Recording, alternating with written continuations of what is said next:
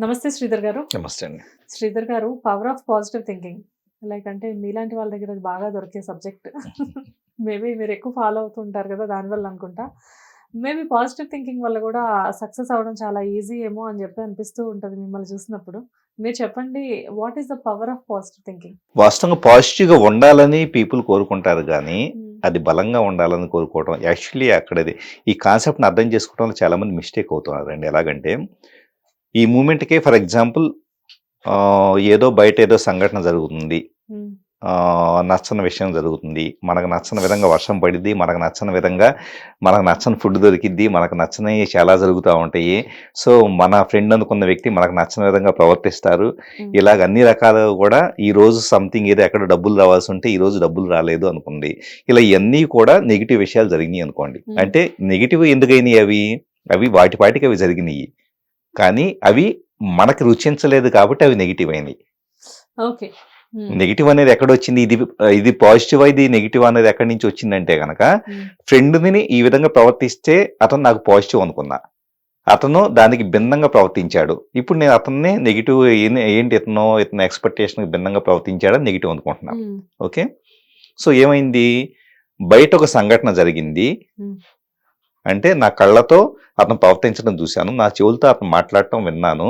అతను తిట్టడం గాని ఇలాంటివంతా జ్ఞానేంద్రియాలతో మొత్తం ఎవ్రీథింగ్ జరిగిన సంఘటన నేను స్వీకరించాను. హ్మ్. స్వీకరించిన తర్వాత నా లోపలొచ్చేటప్పటికే ఒక నెగెటివ్ ఎనర్జీ కోపమో, ద్వేషమో, అసూయో లేకపోతే గనక ఏదో సంథింగ్ ఒక రకంగా నెగెటివ్ ఎనర్జీ పుట్టుకొచ్చింది. హ్మ్.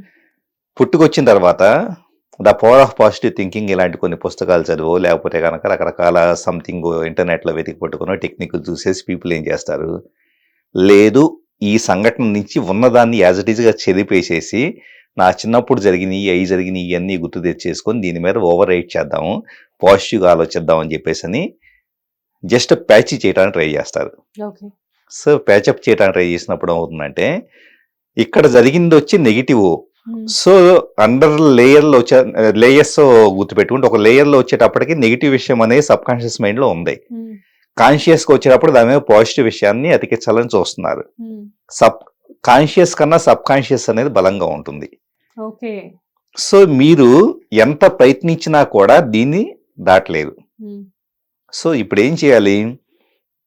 అందుకని పవర్ ఆఫ్ పాజిటివ్ థింకింగ్ ఇలాంటివి టెక్నిక్‌లు నెట్‌లో వెతుకోవో, లేకపోతే ఎక్కడో చూసేవో పని చేయవు. హ్మ్. ఇది చెప్పడం కోసం ఇంత డీటెయిల్‌గా చెప్పాను. ఓకే. మరి ఎలాగా మనం పాజిటివ్ థింకింగ్ అలవర్చుకోవచ్చంటే, యాక్చువల్లీ నాకు ఎక్కడ కోపమొచ్చింది అన్నదాన్ని ఫస్ట్ రూట్‌లోకెళ్దాం. హ్మ్. అతను ఆ విధంగా ప్రవర్తిస్తే, నేను ఒక పని అప్పజెప్పినప్పుడు ఆ పని అతను పూర్తి చేస్తే నాకు హ్యాపీ. హ్మ్. అతను పూర్తి చేయలా. కాబట్టి నాకు కోపమొచ్చింది. ఓకే. ఇది రూట్ కాజ్. ఆ పని అతను పూర్తి చేస్తే హ్యాపీ. పూర్తి చేయకపోతే గనక కోపం. సో, ఈ ఓకే. క్లారిటీ ఉంది గదా! సో, అతని నుంచి నేను ఎక్స్‌పెక్ట్ చేయడం అనే దాని ద్వారా నా ఎనర్జీ షిఫ్ట్ అనేది లోపల జరిగింది. కోపం అని చెప్పేసి ఒక్కసారిగా తన్నుకొచ్చింది. ఓకే. ఈ తన్నుకొచ్చిన కోపాన్ని ఎప్పుడు తీరుతుంది ఆ కోపం?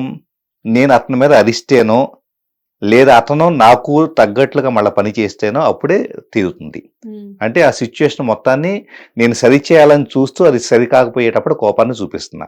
ఓకే. ఇప్పుడు దీన్ని యాజ్ ఇట్ ఈస్‌గా దీని మీద ఏదో పైపైన ఆయింట్‌మెంట్ పూసినట్లు సంథింగ్ పాజిటివ్ థింకింగ్‌తో చేయటం కాకుండా, సింపుల్‌గా రూట్ కాజ్‌ని అర్థం చేసుకుంటే ఆటోమేటిక్‌గా ఎనర్జీ బ్లాకేజ్ క్లియర్ అవుతుంది. హ్మ్. అది లాంగ్ రన్‌లో ఉండదు.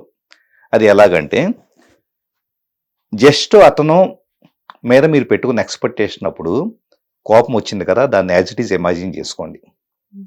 జస్ట్ ఒక 2 నిమిషాలు కళ్ళు మూసుకొని ఇమాజిన్ చేసుకుంటే, లోపలంతా ఒక్కసారిగా రగిలిపోతున్నట్లు ఉంటుంది. కోపం వస్తుంది. తలంతా పట్టేసినట్లు ఉంటుంది. చెస్ట్ అంతా పట్టేసినట్లు ఉంటుంది. అవును. సో, దాన్ని అట్లానే గమనించండి కళ్ళు మూసుకొని. ఏమీ చెయ్యొద్దు. జస్ట్ హ్మ్. ఇదేంటి నాకిలా అవుతుంది, అలా అవుతుందని చెప్పేసి నేను పట్టించుకోకుండా అలా గమనిస్తూ ఉండండి. హ్మ్. గమనిస్తూ ఉన్న తర్వాత ఒక 2 నిమిషాలు గమనించాక మూడో నిమిషం వచ్చేటప్పటికి బాడీని కంప్లీట్ రిలాక్స్ చేసుకోండి. ఓకే. కంప్లీట్ మెల్లగా స్లోగా రిలాక్స్ చేసుకోండి. అవుతుందా సార్? బ్రహ్మాండంగా అవుతుంది. ఓకే. హ్మ్. రోజు రోజు నేను ఇలాంటి ప్రాక్టీసెస్ చాలా చేస్తూ ఉంటాను. ఓకే. ఎందుకంటే ఈరోజు ఫర్ ఎగ్జాంపుల్ రోజు మొత్తం మీద ఒక 10 సంఘటనలు జరిగినాయి అనుకోండి. హ్మ్. చాలా మంది ఏమేమి చేస్తా ఉంటారంటే, ఇప్పుడు ఫర్ ఎగ్జాంపుల్ ఇదే ఎక్స్పీరియన్స్ నాకు జరిగింది అనుకోండి. అదే సాయంత్రం ఆలోచిస్తున్నా, శ్రీధర్ గారికి కూడా ఇలాంటి ఎక్స్పీరియన్స్లు ఉంటాయా? జరిగింది అనుకోండి ఉదాహరణకి. ఓకే, నాకు ఓకే. కూడా ఎవరికైనా ఎక్స్పెక్టేషన్స్ ఉంటాయి కదా. మీరు నేను చెప్పిన పని చేయలేదంటే మీ మీద నాకు కోపం వచ్చింది అనుకోండి. ఈ కోపాన్ని నేనేం చేస్తున్నాను, అందరూ చేస్తున్న మిస్టేక్ ఏంటంటే సడన్ గా వేరే పనిలోకి వెళ్ళిపోయేసి ఈ కోపాన్ని లోపల దాచిపెట్టేసేసుకొని వేరే పనిలోకి వెళ్ళిపోయేసి మైండ్ డైవర్ట్ చేస్తూ ఉంటారు. అది చాలా ప్రమాదకరం. మరి ఏం చేయమంటారు? సో ఇప్పుడు నేను చెప్పినట్లు, ఎందుకంటే ఇది ఎరేజ్ చేస్తే గానీ మీకు అది ఎక్కువ కాలం క్యారీ అవ్వదు. ఓకే. సో దీన్ని ఎరేజ్ చేయాలంటే జస్ట్ ఏంటంటే ఆ కోపం మొత్తం లోపల ఎనర్జీ ఫామ్ లోకి వచ్చినప్పుడు, అది ఎనర్జీ అన్న విషయం గుర్తుపెట్టుకోండి. శ్వేత గారినో లేదా ప్రసాదో ఇంకొకళ్ళు వాళ్ళని గుర్తు తెచ్చుకోవడం కాదు. ఆ వచ్చిన ఎనర్జీని గమనించుకుంటా వెళ్ళిపోయేసి 2 minutes 3 minutes దాన్ని అట్లానే విట్నెస్ చేస్తూ సాక్షిభూతంగా ఉంటూ 4th minute వచ్చేటప్పటికి దాన్ని రిలీజ్ చేస్తే కంప్లీట్ ఆ ఎనర్జీ బ్లాకేజ్ అనేది రిలీజ్ అయ్యి వెళ్ళిపోతుంది. ఓకే. ఆటోమేటిక్ గా మనిషి చాలా ప్రశాంతంగా ఉండగలుగుతారు. Peace of mind. చాలా చాలా రిలాక్స్డ్గా ఉంటుందండి. యాక్చువల్లీ ఇది చాలా పెద్ద ప్రాక్టీస్. నేను చిన్నప్పటి నుంచి కూడా నా లైఫ్లో ఇప్పుడు నాట్ ఓన్లీ ఇప్పుడు జరిగేవి మాత్రమే కాదు, మీరు చిన్నప్పటి నుంచి స్కూల్లో కాలేజీలో లేకపోతే పేరెంట్స్ విషయంలో కానీ కొంతమంది చిన్నప్పుడు ఏదో మనల్ని అవమానం చేసి ఉండొచ్చు. ఇలా ఎన్నో రకాల సంఘటనలో గుర్తు తెచ్చుకొని ఖాళీగా ఉన్నప్పుడు ఒక అరగంట సేపు ఈ ప్రాక్టీస్ చేసుకుంటే వెళ్తే ఆ ఎనర్జీ మొత్తం ఆ సంఘటన గుర్తు వచ్చినప్పుడు వచ్చే ఎనర్జీని విట్నెస్ చేయటం, దాన్ని డిజాల్వ్ చేసుకోవటం. నిజానికి ఇది నిజంగా ప్రాక్టీస్తో కూడిన పనేమో కదా సార్. అంటే ఏదో ఇప్పుడు అనుకొని రేపు పొద్దున్నే ప్రాక్టీస్ చేస్తే వచ్చేది కాదు కదా. ఇట్ విల్ టేక్ కొంచెం టైం పడుతుంది. ఖచ్చితంగా టైం తీసుకుంటుంది. ఎందుకంటే యాక్చువల్లీ ప్రతిరోజు కూడా నేను ఒక 1/2 hour నుంచి 45 minutes వరకు నేను దీనికోసం టైం స్పెండ్ చేస్తాను. ఎందుకంటే సాధన చేస్తే మాత్రమే ఏ నాలెడ్జ్ అయినా, ఇప్పుడు మనం చెప్పుకుంటున్నాము ఇక్కడ కొంతమంది చూస్తూ ఉండొచ్చు, ఈ విధంగా సంథింగ్ ఏం మాట్లాడుకుంటున్నారు, ఇది టెక్నిక్ బాగుందా అనిపించవచ్చు. సో విన్న తర్వాత ఒక 10 నిమిషాలు ఫాలో అయ్యేసి మళ్ళీ రెగ్యులర్ లైఫ్లో పడిపోయారు అనుకోండి, ఈ టెక్నిక్ ద్వారా ఎలాంటి ఉపయోగం లేదు. కొంచెం డైలీ ప్రాక్టీస్ ఉంటే, డైలీ ప్రాక్టీస్ అనేది మోస్ట్ ఇంపార్టెంట్. అది ఎంత హెల్ప్ చేస్తుందంటే, చాలా మంది సహజంగా మన శరీరము మన మనసు ఎప్పుడు కూడా చాలా హెవీగా లేకపోతే భారంగా అనిపిస్తూ ఉంటుంది. యాక్చువల్లీ ఇక్కడ ఎప్పుడైతే ఈ ఎనర్జీని రిలీజ్ చేస్తూ ఉంటామో లైఫ్ చాలా సింపుల్గా చాలా చాలా ఈజీగా అయిపోతూ ఉంటుంది. అసలు లైఫ్ అసలు ఎంత సరళంగా అనిపిస్తుందంటే, ఎక్కడ హెవీనెస్ ఉండదు, ఎక్కడ కూడా థాట్స్లో కానీ ఎక్కడ కూడా నిస్సత్వం ఉండదు, డిసప్పాయింట్మెంట్ ఉండదు, ఫ్రస్ట్రేషన్ ఉండదు, ఎక్కడ కోపం రాదు. ఎక్కడో సంథింగ్ వెళ్తాము, ఒక గంటన్నర వెయిట్ చేసాం, ఒక ఆఫీస్కి వెళ్ళాము, గంటన్నర వెయిట్ చేస్తాం, మిగతా వాళ్ళంతా చిరాకు పడుతుంటే మనం చాలా రిలాక్స్డ్గా ఉండగలుగుతాం.